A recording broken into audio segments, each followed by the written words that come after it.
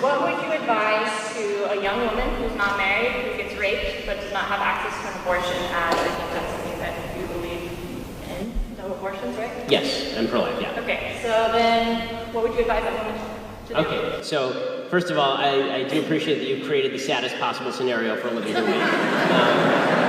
Is she also disabled? Let's really go whole hog, and she has breast cancer as well.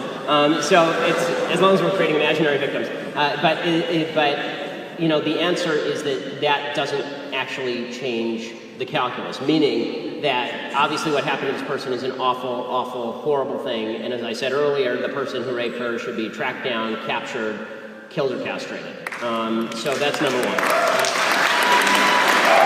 As far as the morality of abortion does not change based on need, right? So the fact that she's poor and needs an abortion doesn't change whether she was rich or needs an abortion or poor, because the abortion argument really comes down to, do you think this is a life or not? If you don't think it's a life, you can do whatever you want with it. If you think it's a life, you can't do anything with it.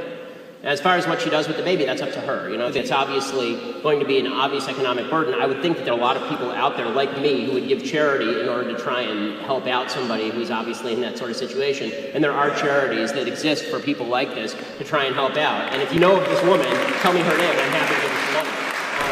So I'm just wondering, because there is the health of the woman that's taken into question, and she doesn't have the money to have proper health care, or as well as the fact that if she's in college, there's a good chance that she won't be able to continue college. Okay, the idea that what about the health of the mother? So my view on abortion, again, the morality of killing a baby does not change as long as the baby's not actually threatening the life of the mother. In the cases where the baby threatens the life of the mother, like for example, you have a case where a woman has actual breast cancer and she needs chemotherapy and she's pregnant, but the chemotherapy will abort the baby, which actually does happen, right?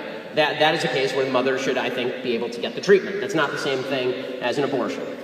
So they're actually treating the mother for what she's got, and the byproduct of that is that the baby is terminated, the baby's killed, basically. I do think that it's important to know two things. One, the solution to something horrible happening is not another horrible thing happening in the killing of a baby, which I think is actually horrible.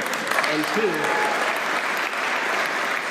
two, it's really not good to take the marginal case and then use that to argue broad. So what people tend to do is they say, well, what about the girl who's raped? What about her abortion case? So now let me ask you, if the girl weren't raped and she just got pregnant, would you think that she should still have access to an abortion? I do, because I think it's her body and I think it's her health. Right, so you're giving me an exceptional case in order to prove a rule that you don't actually want to defend. So if you just come up and ask me, do I think a woman should have an abortion, then we could actually have an argument about, or a discussion about in what cases an abortion was appropriate. But you always, this is what people on the pro-choice side, the anti-life side, actually do. What they actually do is they take the marginal case, they take the raped, woman who has a severe disability, and they say, this is all abortions. That's not all abortions. Significantly less than 1% of all abortions are performed on women who have been raped. So if you want to talk about the epidemic of abortion in the country, over 1 million abortions performed a year in the United States, let's talk about the other 99% of cases. When you are willing to agree with me that the other 99% of cases are not cases where abortion should be necessary, then I'm willing to have a discussion with you about compromise. But I don't think that's what you want. I think that you're just using the exceptional case in order to try and guilt me into supporting a broad-based abortion platform.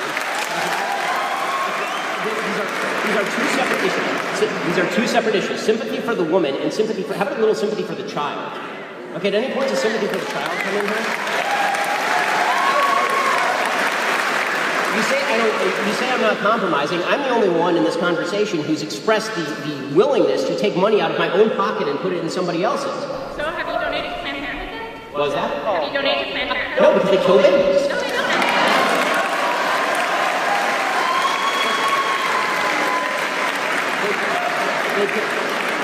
They kill 300,000 unborn children a year. No, I don't donate to a baby genocidal organization.